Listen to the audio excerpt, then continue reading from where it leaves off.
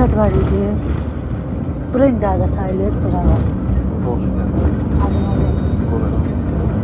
Qaxın Qorağan kendi. Üst düze bir şey. Yavaş da süreceğim. Sağ yanı boş. Qax suyundan çıxır. Ben bey burada. Qax suyunun çıxdığı yerdir bu ərazi. Qorağan kəndi. Qaxın Qorağan kəndi.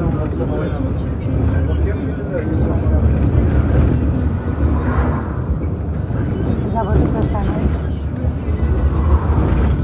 Buradır. Qax suyunun çıxdığı yer buradır, baxın. Bir neçə yerlər də var. Onlardan biri də var. Güneş firması. İlham firması.